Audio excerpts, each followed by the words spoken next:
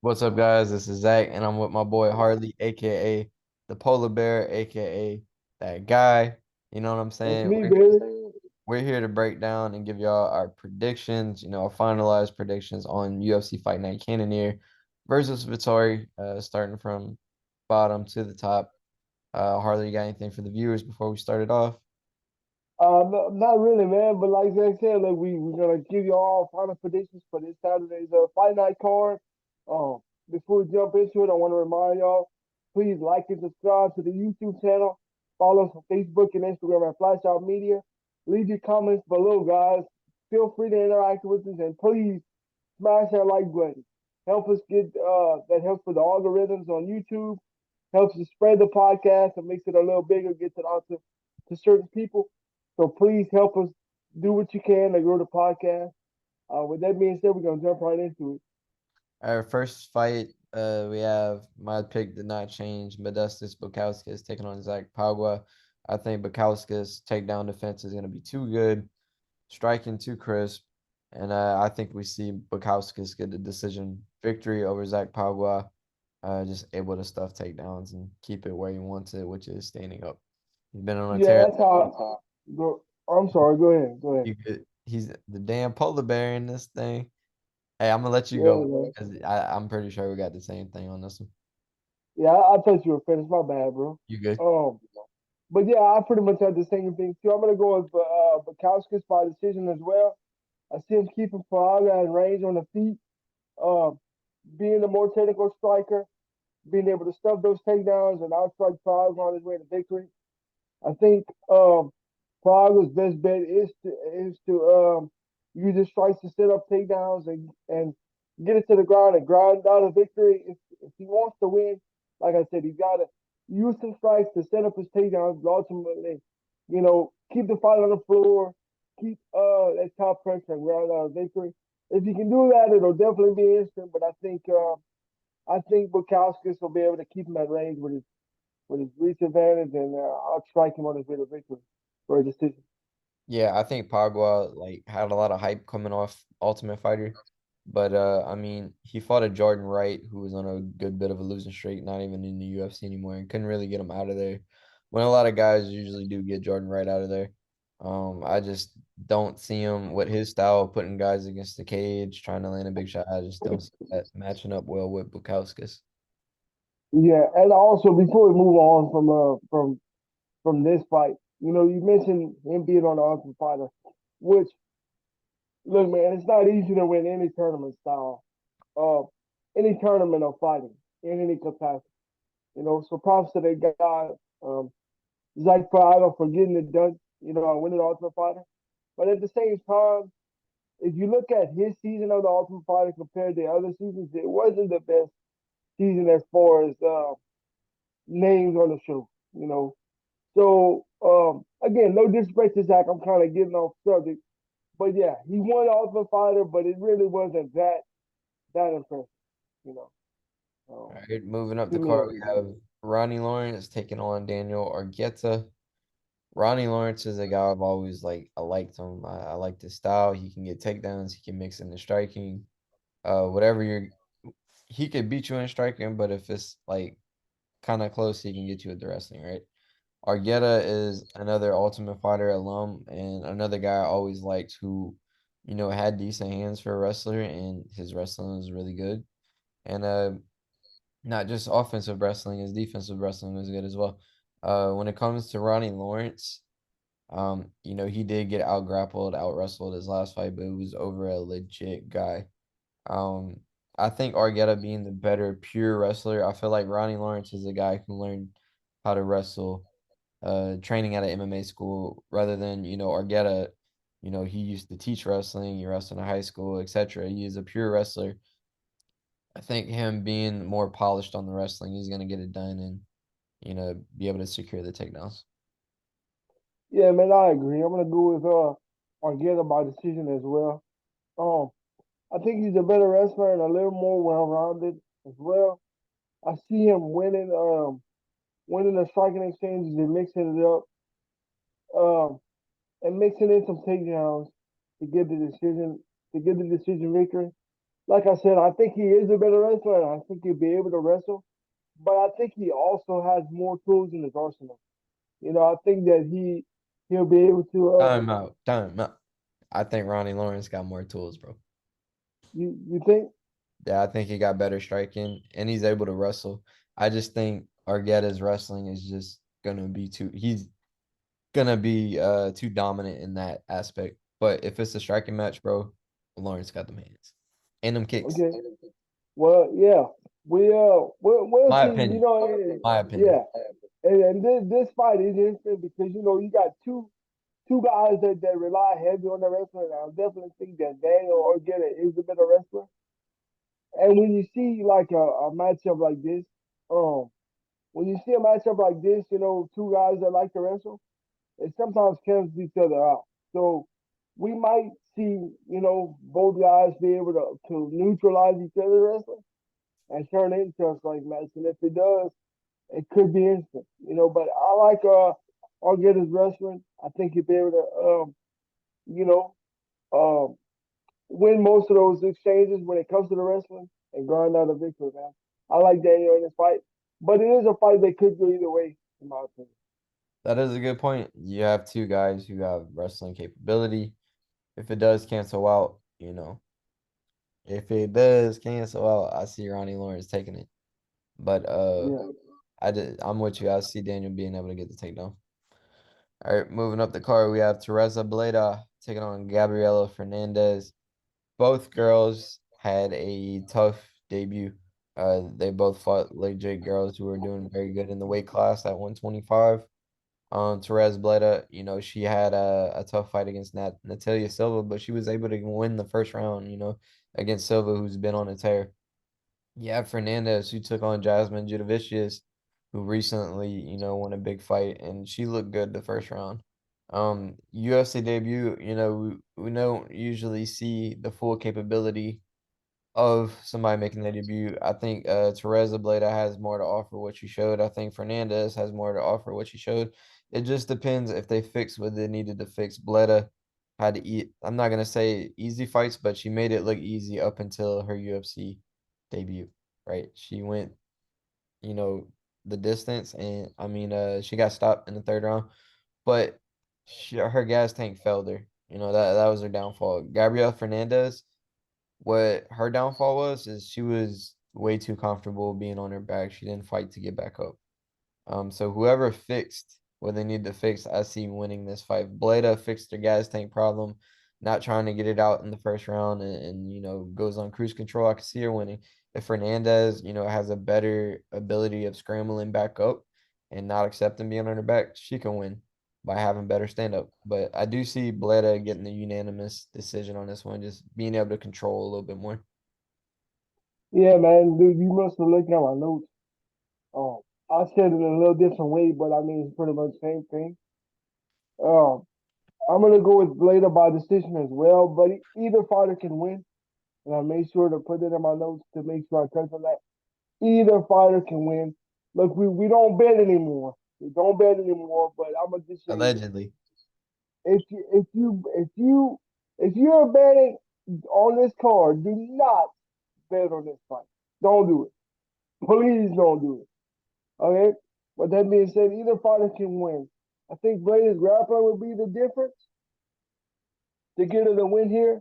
But I think Fernandez is a better striker. If she can stuff some takedowns and keep it on her feet, I could definitely see it going the other way and Fernandez getting the victory. But like I said, I like Blada by decision. And I think her grappling will carry her victory in this one. If Fernandez can stuff some takedowns, keep it on the feet, I like Fernandez's chances.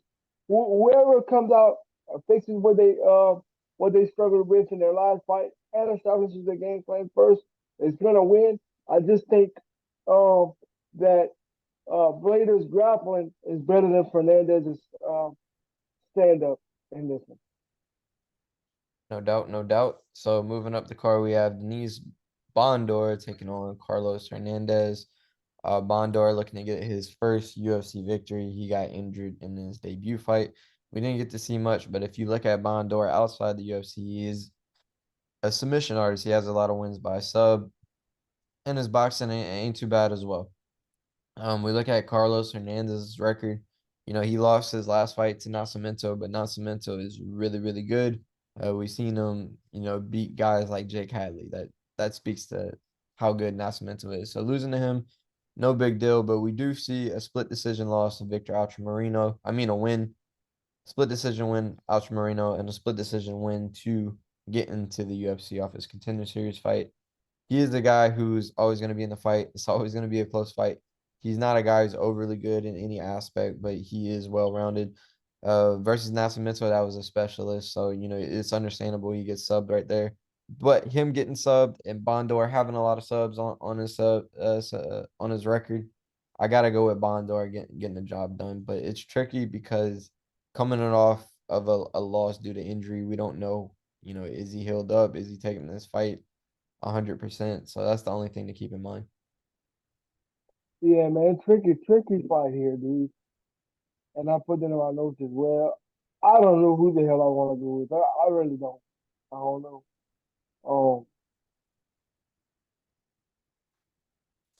I mean, I could give you two paths to victory for each guy, you know, and it's just I just don't know what we're gonna get from either one of them. You know what Yeah. I'm saying? Um, hell, I just go the opposite of you to make it interesting. I guess you could say. I'll go with Hernandez. I could truly go either way, but I'll go with Hernandez by decision. I see him being a better striker and being able to stuff some takedowns to keep it on his feet. But if Bonder gets it to the ground, Hernandez could be in some real trouble because he is a legit wrestler. Uh, Tricky fight here, but I think will Hernandez's striking will give him the victory. But look, man, if Bonder wins, it won't surprise me at all. He's a legit grappler. It's all going to come down to can Hernandez stop the takedown or can uh Bondar get it to the ground? If it's on the feet, Hernandez will win. If it's on the ground, Bondar will win. I'll just go with Hernandez striking. Um, Bondar is coming off that injury, so it might still affect him in that aspect. Who knows? You know, I'll go with Hernandez by decision, but there's another fight that I would stay away from in the betting aspect. All right, moving up the card, we have the veteran versus the prospect. We have Kun Ho Kang taking on Christian Quiones. You know, Kang is a guy, he's either gonna wrestle you for 3 rounds, do enough for 3 rounds, or he's gonna sub you. Not a lot of TKO, KO victories on his resume. And you got to keep in mind he has 10 fights in the UFC. You know, we see this matchup all the time, prospect versus veteran. You know, when we look at his wins, he hasn't beat the best resumes, but he's lost to decent guys. You know what I'm saying? So he's in that middle of the top guys and the guys all the way at the bottom. We have a guy like Christian Quiones who, you know, Mexico has a lot of hype behind him. We have champions, and I think this is the guy they're looking to push. Coming off the Contender Series, he looks very good, and you know, his debut fight, he got the first round finish. So I mean, Quinones is a guy who can stand up, he can defend takedowns, and he does have losses on the ground, but he's shown improvement in that aspect. And I think given a test like Kane, we're really gonna see Quinones see we're gonna see if he has fixed those mistakes in the past because he does have submission losses. And you beat a veteran with 10 fights, you pass that test and you move up. I want to say Quinones gets the job done here, probably by Yeah, KOT. yeah, man, I agree. But listen, I'm going with Quinones, and I want to say this first. Zach already touched on it, but I want to reiterate it. Hong Kang, I hope I didn't butcher his name. He's a veteran. Sorry about sorry if I butchered his name, but he's legitimate better. Like Zach said, he's 10 fights deep into his UFC career. It's kind of been a mixed bag for him. We know what we're gonna get from him. He wants to wrestle. He wants to grind out victories. Not much power in his hands, but he's seen it all. He's been around. He's took some lumps in his career, but he is a veteran. Fighting Quinones, who is an up and coming prospect, There's a lot of hype behind him. Um, and Quinones has struggled with the grapplers and wrestlers in the past, so this is going to be an interesting matchup. If Quinones didn't go back to the drawing board and fix what's hampered him in the past, he could be in trouble here.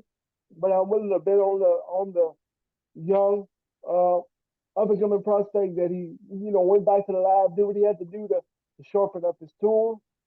Um, with that being said, like I said, if he didn't and he gets to the ground and uh, and it's a slow fight with a lot of wrestling and grappling mixed in, I think Quinones will be in trouble. But I'm going to go with Quinones by KO.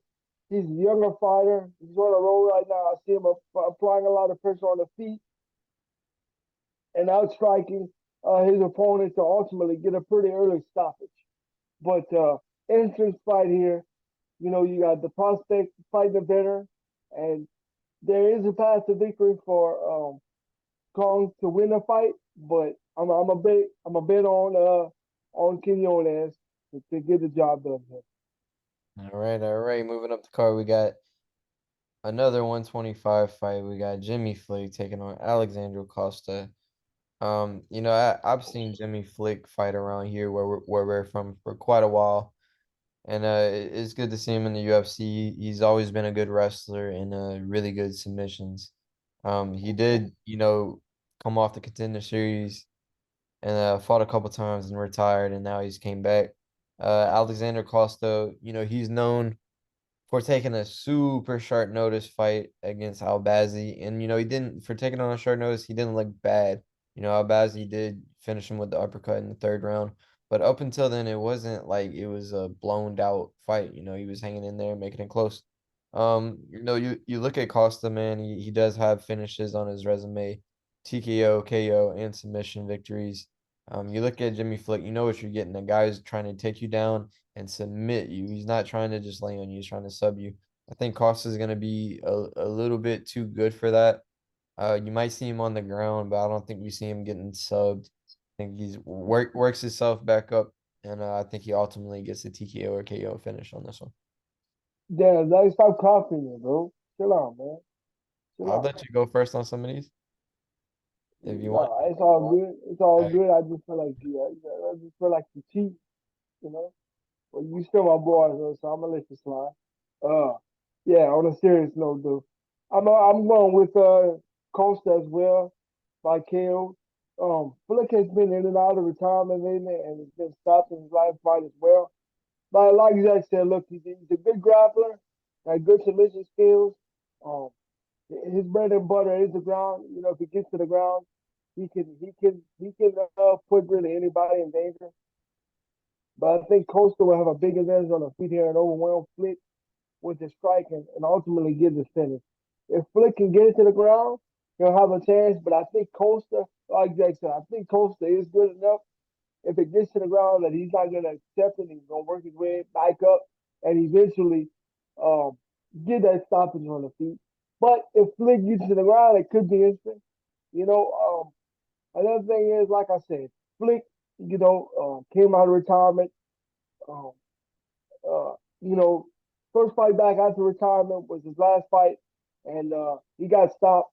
And he's fighting a guy in Costa that's got some good striking as well. I think Costa's stand up is going to be too much for him, and I think he'll ultimately get a stoppage over Jimmy Flick. But it'll be interesting. When it gets to the ground, could go the other way. We'll see. No doubt, no doubt. Moving up the card, we have a showdown at 170. These guys have a lot of fights, a lot of fights on their resume, and they're up there in age. It's very rare we see a 38-year-old fighting a 39-year-old. Usually, you give a 38-year-old a young up and coming line, but these guys have been proven that if they give them a up and comer, they're gonna make them take a step down.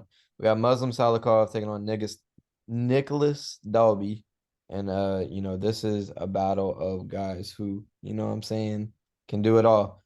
I just feel like Muslim can do it all a little bit better, especially with the Yeah, wrestling. They're both going to be striking. Muslim Salikov is a fun striker to watch. He'll throw spinning attacks and especially the spinning side kick. I love seeing that from Dalby is a guy who will stand right in front of you and take one to give two or three. So this is going to be a fun fight. But ultimately, I think Muslim wins this fight by being able to just give a different look every now and then, a level change. Yeah. I agree. I'm gonna go with the Muslim Sadiqov as well. Um, I think he's just a little bit better all around. Darby's got some good skills too, and Darby's a good, pretty well rounded as well. I just think Muslim is a little more seasoned. Like Zach mentioned, he both guys are pretty well rounded. Sadiqov just does it a little bit better, if that makes sense. Um, I expect Sadiqov to outstrike Darby um, to get the victory. I think he'll also have uh, the advantage on the ground if it goes there as well. Um, and Sadikov is just a little more seasoned and more explosive as well. If it's a striking matchup, both guys can strike. But the biggest difference for me, Sadikov mixes it up more. Number one, gives you more looks, like Jack said. Number two, he's more explosive on the feet as well. You know, uh, Sadikov has that that game changers. And what I mean by that, the game changers, he can put your lights out. I don't know if Dolby can. Of course, any man can knock you out, but Sadikov has proven more often that he can stop you. He's got more pop in his hands too. And like I said, I think if it gets to the ground, Sadikov um, will have an advantage there as well. But I expect a striking heavy matchup and Sadikov ultimately I'm striking Dolby, just giving him different look to give the victory. All right, moving up the card, we have Nicholas Mata taking on Manuel Torres. Both guys like to strike. It's just one guy. It comes down to one guy having a chin and one guy being stopped at least three times in his career already. Manuel Torres is huge for 155. He's gonna be tall for 155. He has a lot of first round finishes on his record. Mata also has a lot of first round finishes on his record, but he also has got finished as well. And we've seen Jim Miller clip him pretty hard. He recently won his last fight, but that guy took that on short notice.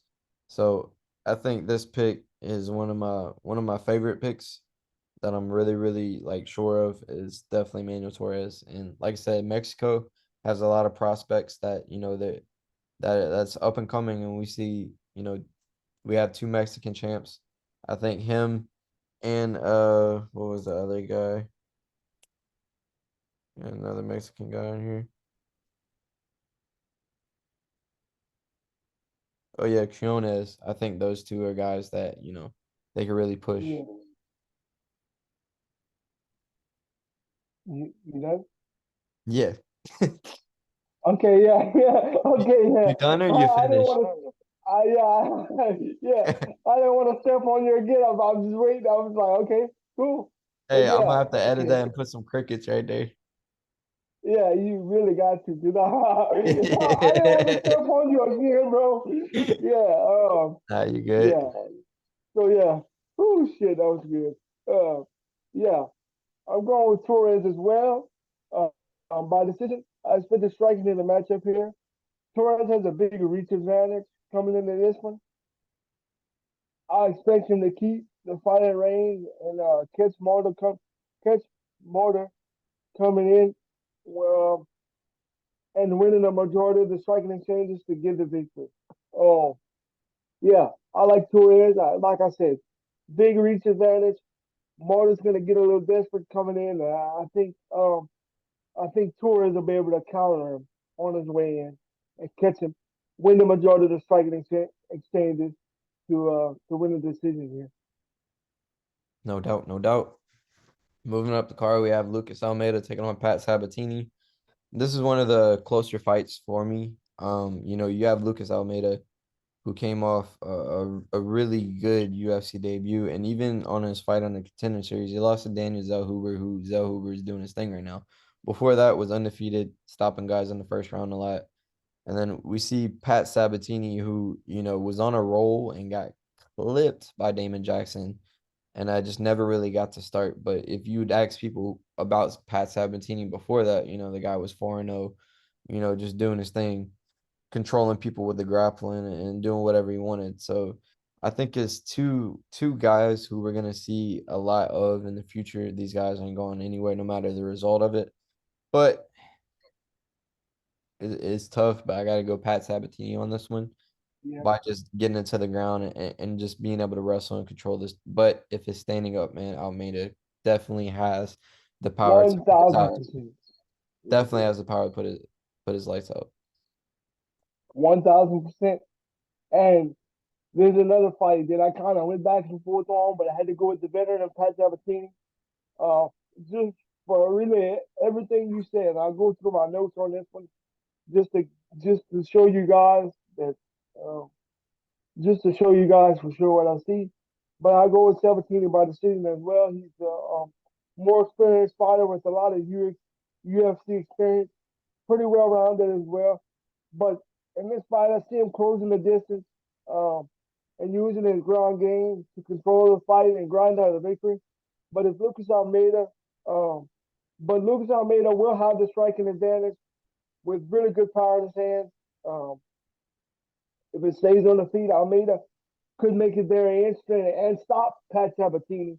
But I think Pat's veteran presence and his ground game will get it done for him. I see him closing the distance, get it to the ground, and just grinding out a victory um, to get this from there.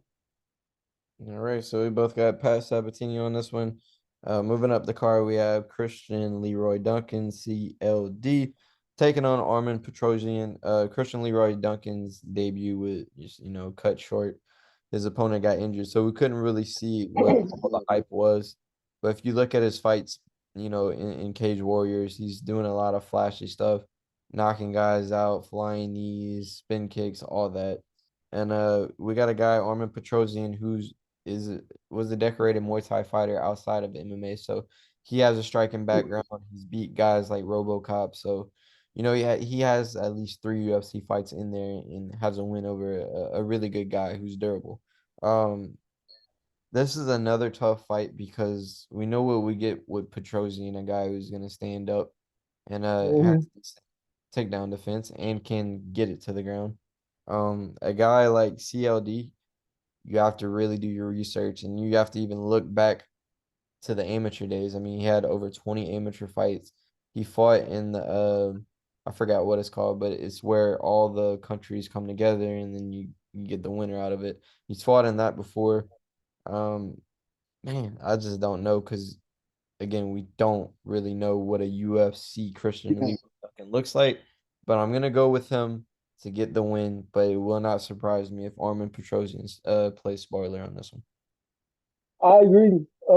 That's what I have as well. But like Jack said, it's tricky because yeah, Christian Leroy Duncan had a debut, but man, that wasn't much of a debut, you know. And look, no disrespect to CLD, he's a great fighter, super fun to watch. But in his UFC debut, his opponent got injured very, very early in the fight. So, excuse me, Lord have mercy. So he couldn't really get it going because his opponent got injured early in the fight. But I am gonna trust in Christian Leroy Duncan to get it done by KO. But I agree, it wouldn't surprise me if Petrosian, you know, sneaks up on him and plays spoiler here. Um, like I said, but I'm gonna go with Christian Leroy Duncan by KO. Super fast, explosive on the feet. Um, I see his striking being better than Petrosian and catching him to get the finish. But Petrosian is an explosive striker as well. His striking is his bread and butter, so it could be a fun fight, man. And this, but when you got two big guys, two big powerful guys, you just never know. I'm just gonna trust in the prospect to get it done here. All right, moving up the card, we have Armin Sarukian taking on Joaquim Silva. I'm not gonna waste any time, man. Sarukian is a guy, I want to say 25, 26, has a lot of experience. When it's all said and done, and Islam's out of there, Poirier's out of there, all these like Gaethje's out of there, all these top guys have retired. You might see Sarukian with the belt. It wouldn't surprise me. He can wrestle, he can strike, he can do it all. Joakim Silva is a good fighter, but I don't think he's on this caliber. Sarukian is a guy not too many people want to take the fight against. Um, and I think Joakim Silva kind of hopped on the opportunity. If he beats him, he's 34 years old. If he beats him, he's in the rankings at a very good ranking as well. So I think Arman Sarukian by whatever he wants on this. I think we're going to see him wrestle. I think we're going to see him strike. Joakim Silva to beat him has to get him out of there early. The longer the fight goes, the worse it's going to get for him. Yeah, I agree, man. Like you said, there's levels to this. Props to Silva for taking this on super short notice. It takes a lot of balls to take any fight on short notice, but especially a fight like this when the odds are really stacked against them. I'm gonna go with Sarukian by Sarukian by stoppage. Silva taking it on really short notice. I see Sarukian getting it done pretty easily, um, and outstriking Silva. Um, and wearing him down as the fight goes on to ultimately get the finish. Like Zach said, the Sarukian can do it all. He can strike, he can run, whatever he wants to do, he'll get it done. But I think he'll just get it done on his feet and get Silva out of there pretty early. No doubt, no doubt. So now it's main event time. We have Marvin Vettori taking on Jared Cannonier. Um, Vettori just getting the win over Roman Dolidze, but in a fight that I thought was a little close than I think people Yeah, expected. We have Jared Cannonier. He just beat Sean Strickland in another close fight. You know what I'm saying? These guys are fighting pretty much for the number three spot at middleweight. You have Izzy, you have Whitaker, and then there's you know Vettori and Cannonier, and they each got their crack at the title. Vettori actually got it. Fought Whitaker. You know what I'm saying? And Cannonier fought Whitaker. So it just shows you there's really levels to the middleweight division. I think Cannonier having power in his punches, being very hard to take down is going to be a nightmare matchup for Vettori for a 5 round fight. Vettori has success whenever he can wrestle and get you down and mix in his striking with there. I don't think he's going to be able to take down Cannonier. I think Cannonier is going to have Vettori on his back foot, and I see a unanimous decision victory for Jared Cannonier on this one. yeah, I agree, man. And before I break down, give my full opinion on this main event. If you look on topology, I think that most people are picking Vettori. Am I right? I could fact check that right quick. Yeah, yep, Man, 76%. that's surprising, and by a wide margin too. That's surprising you, man. Yeah. That really to me, dude. I didn't even really break this fight down, not to brag, but I did. I just felt like Cannonier is just too much for him, man. I'm gonna go with Cannonier by decision. I see.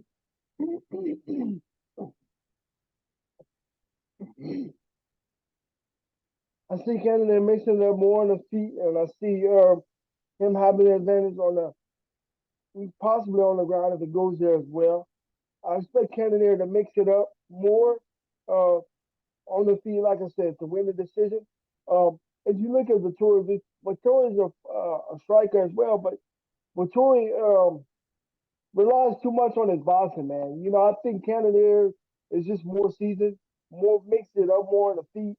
Um, and I just think that Cannonier is going to overwhelm him over 5 rounds. I don't see either guy getting a stoppage victory. I do see it going to decision, but I do see Canada winning a pretty one-sided decision, being able to mix it up more, give Vettori more looks, and like I said, win the decision. Yeah, I think it'll be close at first, like first round, round and a half. But I Yeah, think Cannonier kind of take over. And I could see Cannonier like, hurting them or dropping them in between those rounds as well. And I think that'll just be enough to solidify those rounds. So yeah, we both got Cannonier winning. That's the fight and card. even like I just want to say this before we close it out. Um, and even like I'm not gonna say that Cannonier has a quote advantage on the ground, but I think Cannonier if you wanted to make it dirty and do some clinch work, I think you could do that as well. You know, we've seen Cannonier hold people against the cage and grind out victories like that as well. Right. So I think that is just more than just a striking. You know, and I feel like Vettori. Do you agree with me on this, Zach? I think Vettori relies too much on just strictly boxing. You know, I feel like Cannonier would be able to mix it up more and give him more looks. Yeah, yeah, definitely. I Yeah, think I did see Vittoria though working on his kicks in Thailand, so we might see something different. But based upon what I did see, I gotta go with my guy, Jared Cannonier on this one. yeah, same here. So that's the whole breakdown. We only disagreed on one fight. Um, so I mean that kind of tells you there are some close fights in this one. Be careful if you know you know. Be careful. Be responsible. But yeah, that's our take on it. Our reacts is that you like, subscribe, comment your picks, and we'll be back with the recap. Anything you got for the viewers, Polar Bear? No, man, the polar bear will be back soon. We'll touch on that soon. Looking forward to that. But before we head out, like we always say, please follow us on social media, Flash Our Media on Facebook and Instagram. Follow us on YouTube. Smash the like button on YouTube and just help us spread this thing, man. Until next time, have a good one. Peace.